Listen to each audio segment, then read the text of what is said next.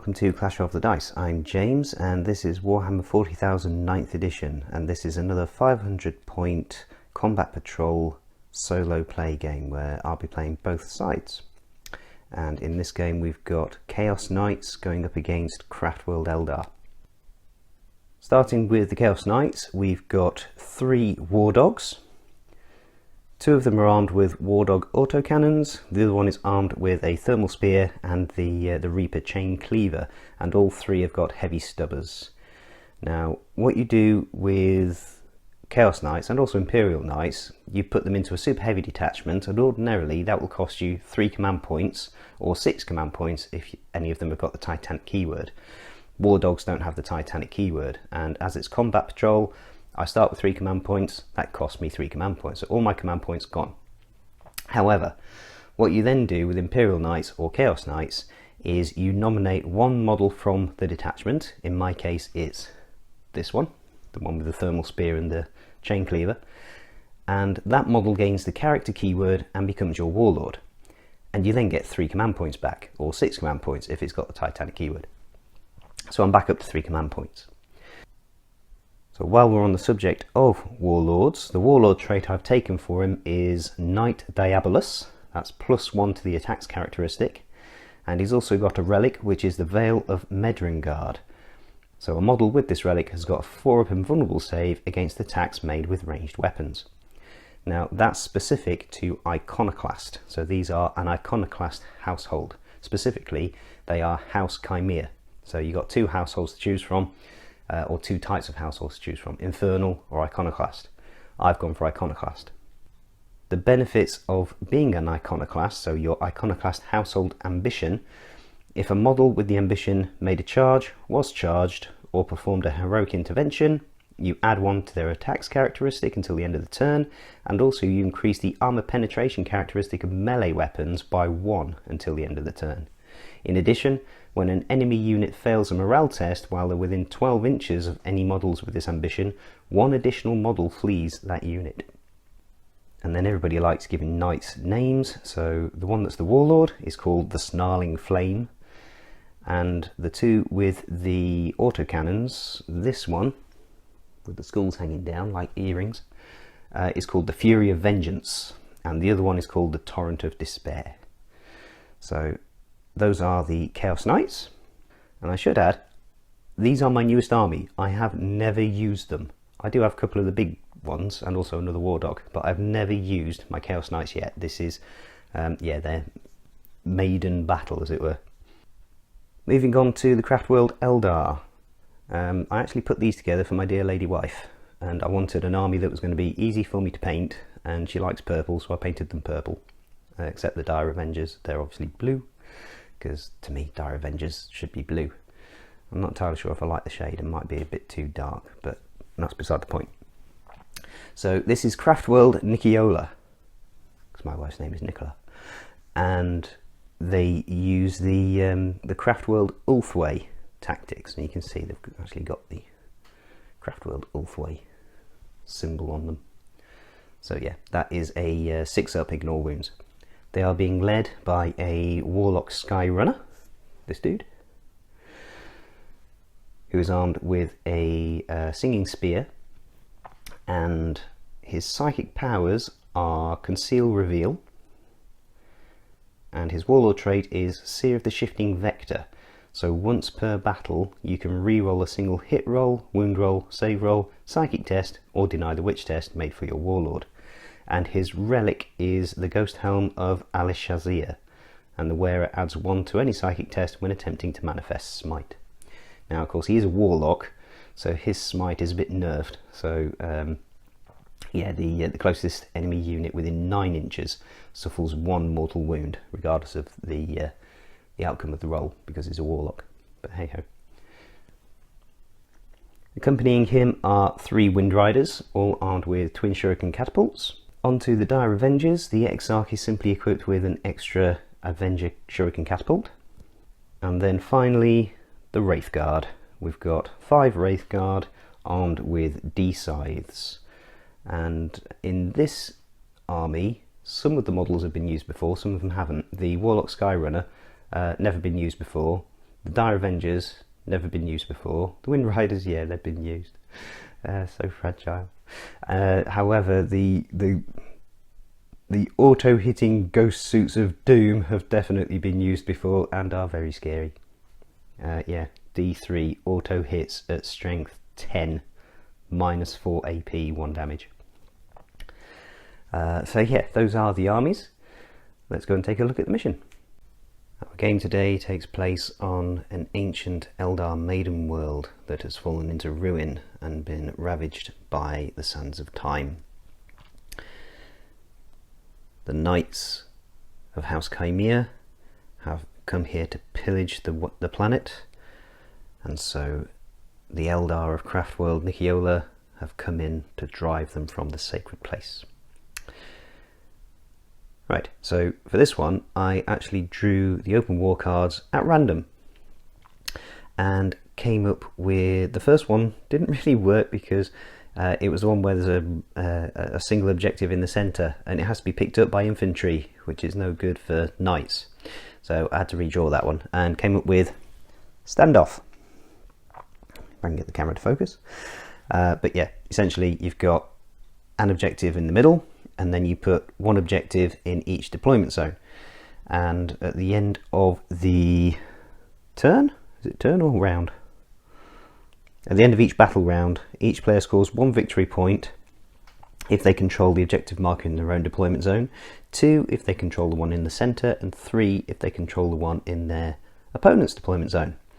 And then I randomly drew a map, and it was a one where you've got a bit going down the middle, and then one deployment zone there, and a deployment zone here. And that to me didn't really work with the objective, so I redrew that as well and came up with like the classic Dawn of War style one. So I then rolled, and the Eldar won the roll off, so they chose this deployment zone and have put their objective down here, so nicely tucked away. And the Imperial Knights, Chaos Knights, put their objective here right on the edge of their deployment zone, with the idea being there's going to be a knight parked on that. So if the Eldar want it, they're either going to have to send their Dire Avengers forward or destroy the knight that's sat on it while the other knights can press forwards. So that is the setup for the game. Moving on to the deployment, I'll see you on the other side. Okay, so we're set up, and very quickly before we talk about deployments, I should say that in terms of terrain, I'm treating these ruined walls as ruined walls, and the jungle scenery adjacent to it is just part of the walls, so it doesn't count as woods. However, these areas of woods do count as woods.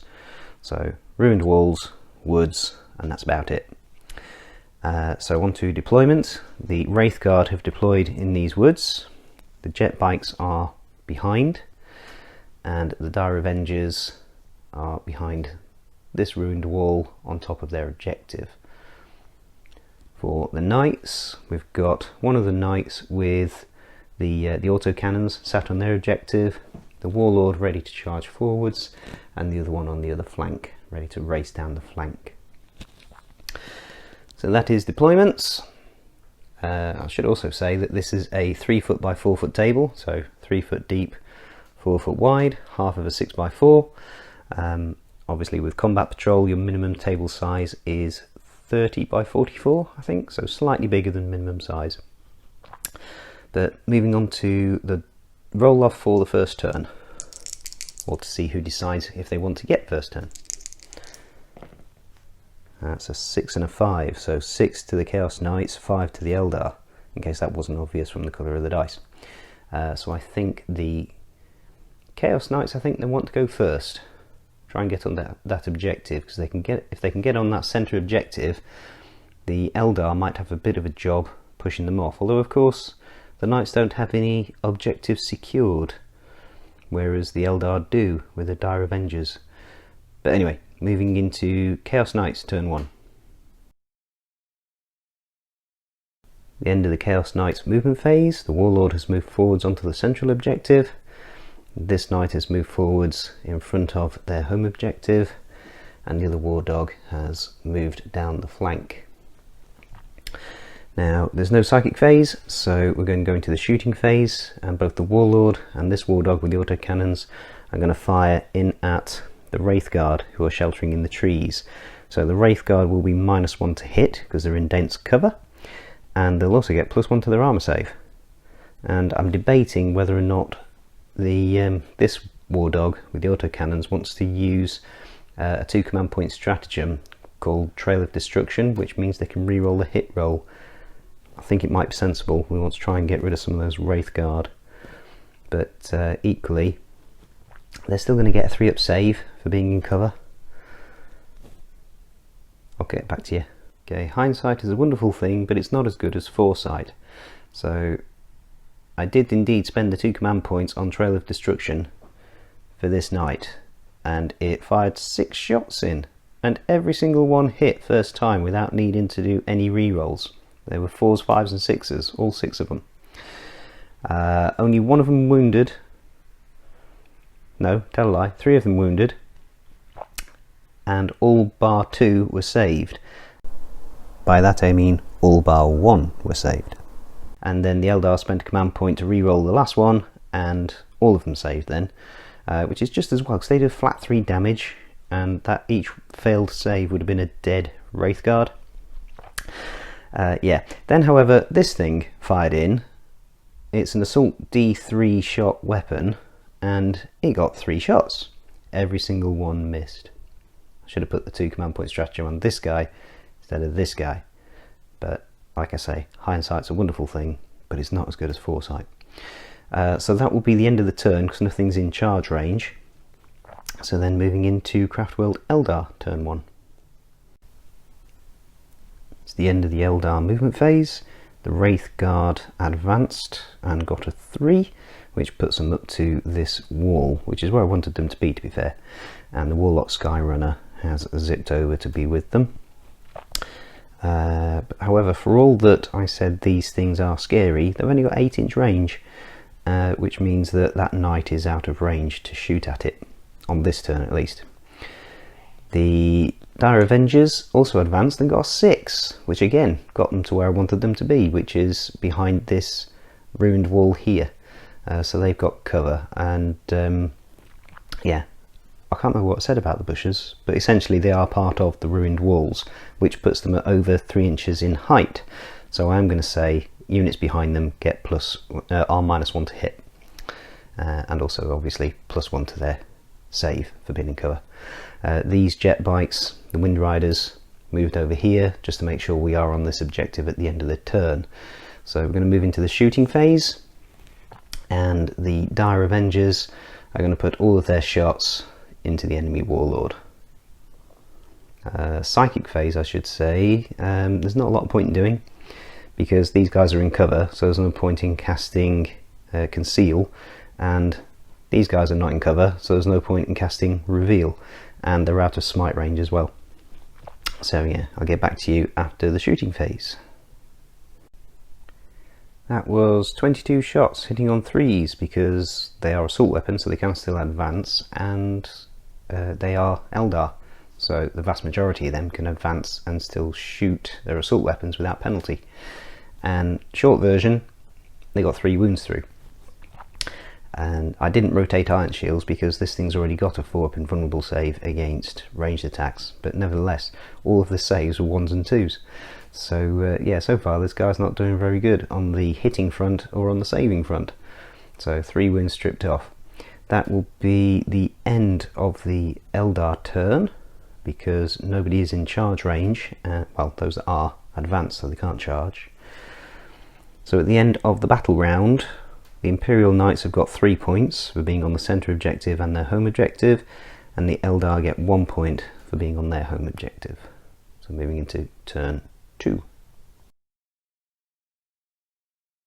It's the end of the movement phase, and just a quick bit of housekeeping just to tidy up some things from turn 1. I forgot that both of these things have got heavy stubbers, so they could have fired at the Wraith Guard as well. So I did quickly roll the dice, and that was a bit pointless. Everything missed and or did not wound. So yeah, at least that now we can cross that off the list to say effectively the heavy stubbers did shoot, but predictably did nothing. What else? Oh yeah, the in case you were wondering, in turn 1, that one didn't have line of sight to anything, so couldn't shoot. So I just thought I'd better clarify that in case it wasn't clear from the way I'd filmed it. But anyway, end of turn 2 movement phase for the knights, and this one moved slightly, so he's got better firing arcs.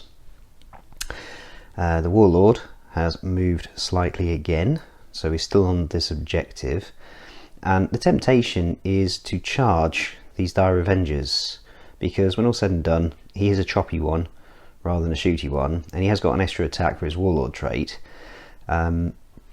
But yeah, obviously if he does charge, he'll be charging off that objective, and I did think about moving this one forward onto the objective so that we can then charge this one off it.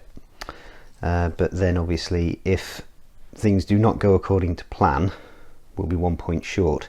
So for now I think we'll just leave it like that and wait and see if I decide to charge later. Because at the moment it would be relatively simple for the Eldar and then in their turn to come out of hiding onto this objective, and because they are troops choice, they get objective secured, and they'll be outnumbering the knight anyway on the central objective. But yeah, we'll wait and see how things develop for that before I make a final decision. And over here, this knight has continued its march down the flank and can now get line of sight on to the jet bikes, the wind riders. So we're now going to go into the shooting phase. Shooting phase is done. We started things off with this knight. It got 6 shots on its War Dog autocannons, so maximum number of shots into these guys, and you'll notice there's still 3 there. That's because everything hit, nothing wounded, absolutely nothing wounded. And then 3 heavy stubbers went in, all 3 hit, all 3 wounded, and all 3 saved. The warlord, he fired in at the dire avengers, and everything missed. As did everything with the thermal spear and the stubber, everything missed. And then we spent 2 command points on this one again to fire in at the Wraith Guard, and you'll notice they're still there as well, because this time it got 4 shots, everything hit, everything wounded. So out of the 4 shots, 4 hit, 4 wounded, 3 of them saved, but another command point on the part of the Eldar to re-roll the save that didn't save, and long story short, that saved as well. And the heavy stubber, 2 of the 3 shots hit, and none of them wounded. So yeah, another 2 command points spent, another shooting phase done, and no damage done by the knights in the shooting phase. So because of that, I think he is going to charge. He's getting a bit frustrated that these Eldar are just refusing to die. So he's going to charge the Dire Avengers. The Dire Avengers are going to spend a command point to Overwatch.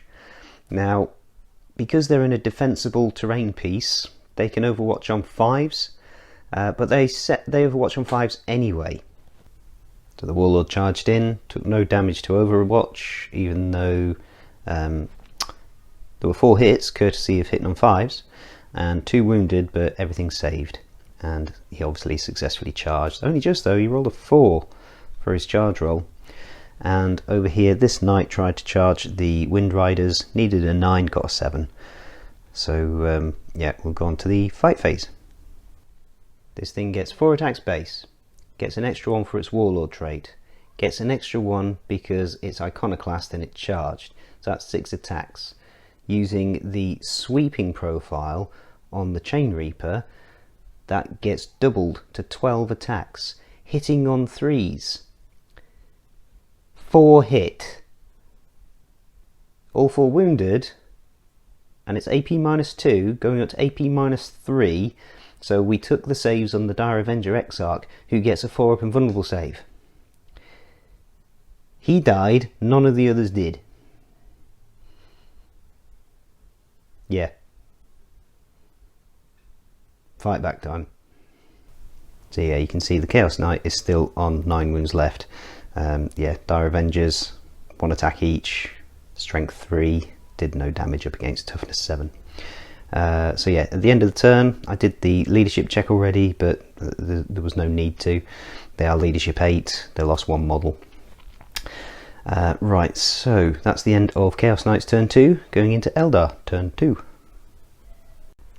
Okay, we're actually at the end of the Eldar Psychic phase. So the Dire Avengers have fallen back out of combat with the Warlord and spent 2 command points on Feigned Retreat, so that they can fall back and still shoot or charge. And they're now on the centre objective. The Wraith Guard, they advanced from this position here over to here, and again they're armed with assault weapons, so they can still advance and shoot, and they auto hit anyway. The Wind Riders have shuffled slightly just to make sure all 3 of them are in range when they come to fire at this knight, and then in the Psychic phase the Warlock cast Conceal onto the Dire Avengers, so they're now -1 to hit. So that's the end of the Eldar Psychic phase. I'm now going to go into the shooting phase. I'm going to start off with things that can only shoot at one thing, as Say Hi Paul says. So we'll start with the Wind Riders. They're going to shoot at this knight, and then the Wraith Guard are going to shoot at this knight, and then I'll decide what I'm going to do with them once we see how this shooting goes. Okay, starting down here, the Wind Riders took 1 wound off this knight. I did contemplate using ion shields because of course these are shuriken weapons, so unmodified wound rolls of 6 are AP -3, but they'd only be wounding on 5s anyway. So yeah, 1 wound taken off. I did not use rotate ion shields. Over here, 13 automatic hits from the D-Scythes, and yeah, they took 4 wounds off the Warlord.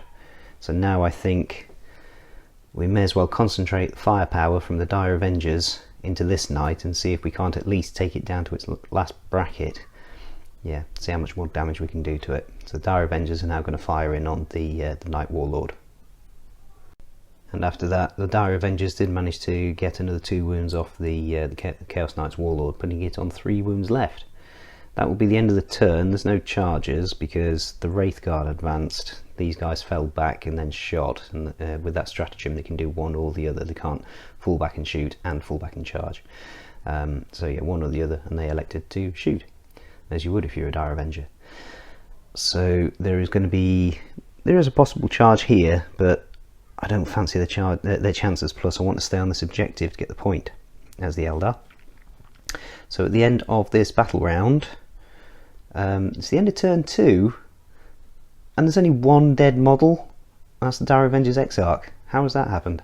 I expected the Eldar to be dropping like flies.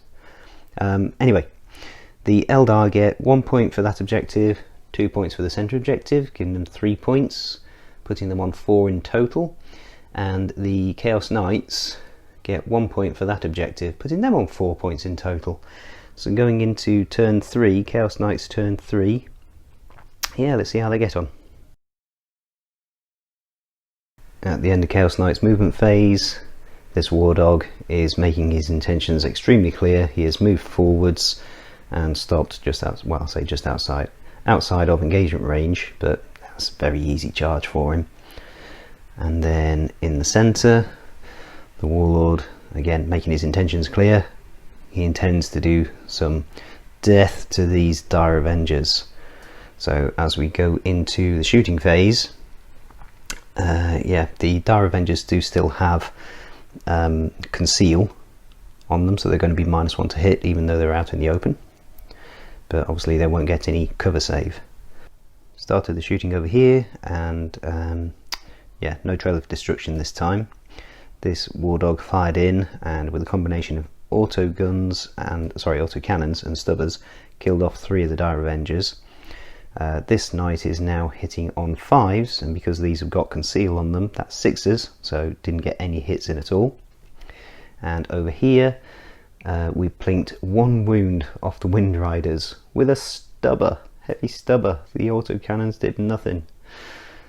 So onto the charge phase. This knight is going to charge the Wind Riders. There's no command points to Overwatch, and the Warlord is going to charge these Dire Avengers. Okay, quick summary. The Warlord fought the Dire Avengers, killed 4 of them, And then in the morale phase, one of them ran away. The Dire Avengers did fight back and did no damage, quite predictably. Just going to pause the video here a second, because watching it back in the edit, I realised that at this point I had forgotten the bit in the Iconoclast Household Ambition where if a unit fails a morale test, one more model runs away. So in theory, that Dire Avenger shouldn't be there. However, I also realised that I completely forgot the 6-up Feel No Pains. So yeah, on the basis that all of the shots that went through, some of them would have been 6s, I'm sure. So yeah, I would imagine there would be sufficient Dire Avengers left in the unit for the rest of the game to still be valid. So yeah, a single Dire Avenger left holding that central objective. But because he's objective secured, he will be holding that objective at the end of the turn. Over here, this knight managed to finish off the Wind Rider on 1 wound and took out another, and the remaining Wind Rider did no damage to the knight. So that is the end of Knight's turn 3, going into Eldar turn 3. And there's a few more dead Eldar now, but Eldar are actually still in quite a strong position. So yeah, they're contesting this objective as they start their turn, so the Knights won't score that one. At the end of the battle round, like I say, this Dire Avenger will be holding this one, so it looks like the Knights are only going to get 1 point, whereas the Dire Avengers are going to the Eldar, technically the Dire Avengers, because none of the other Eldar are actually scoring any points, are going to get at least 2. Right, Eldar turn 3. The Eldar are being daring. So the Dire Avenger advanced right up into those woods and is now on the Knight's home objective.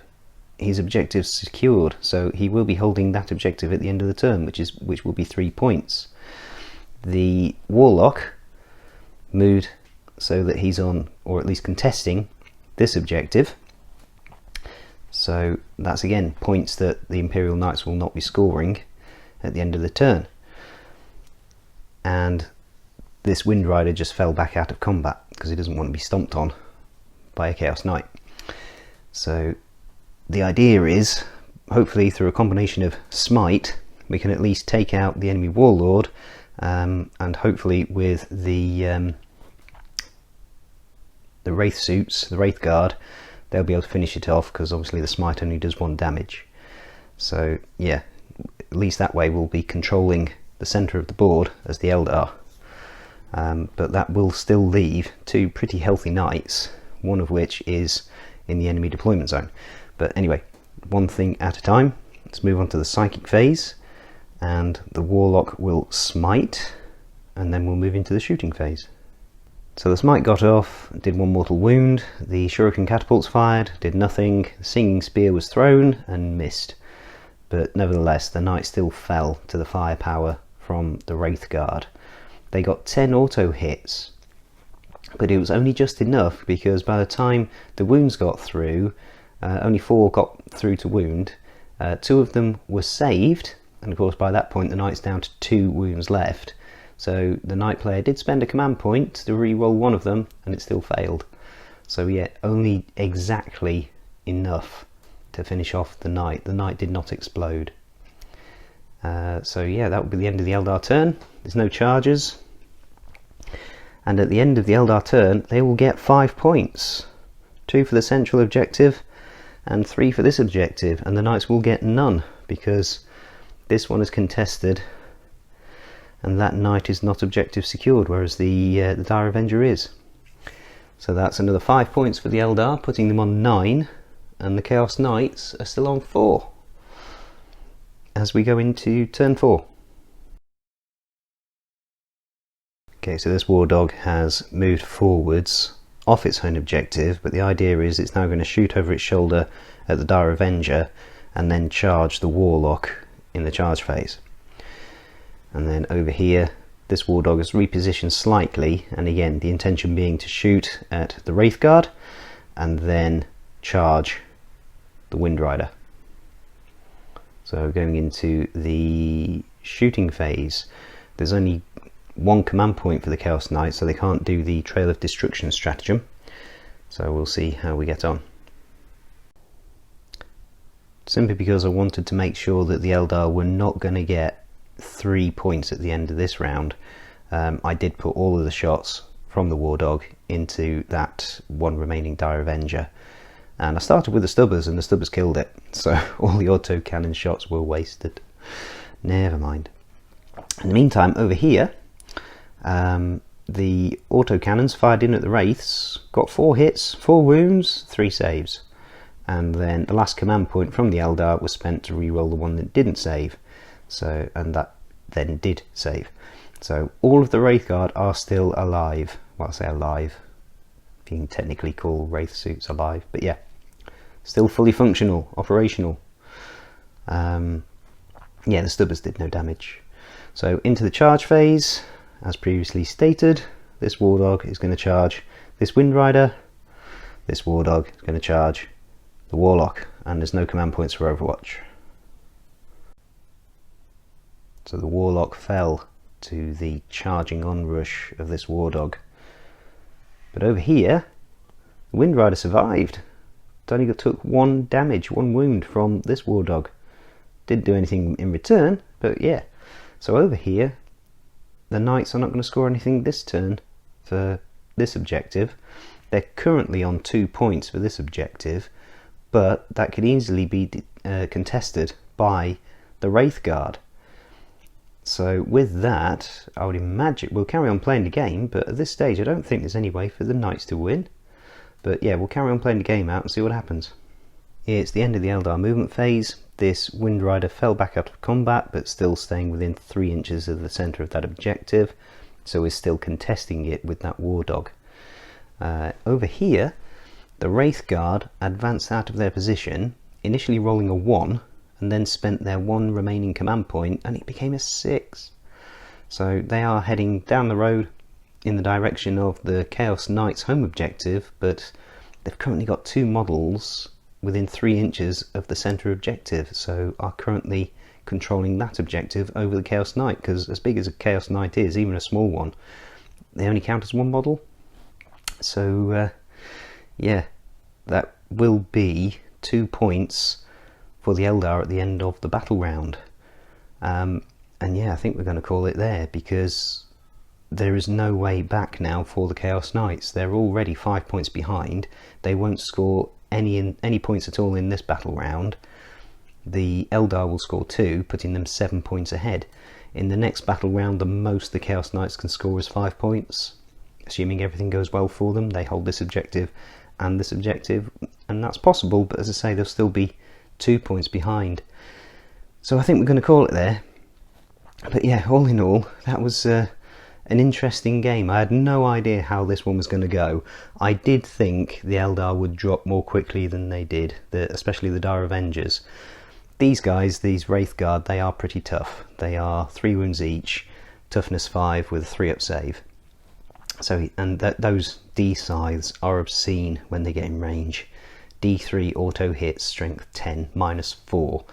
-4 against these guys isn't that great though, because they've got 5-up invulnerable save. With rotate iron shields, that becomes a 4-up invulnerable save.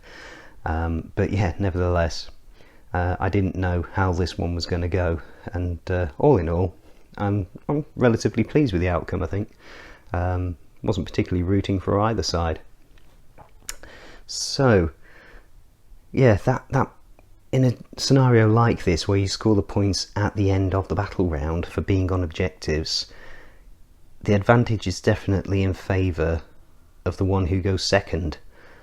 But I think if the Knights had gone second, they would have had a hard job, because those Dire Avengers could have rushed onto this objective and held it with objective secured, so then the Knights would have had to get them off. So yeah, could have been interesting to see how it would have gone the other way round. But hey ho, that was that. Thank you very much for watching. Please continue to like, comment and subscribe, and until next time, God bless.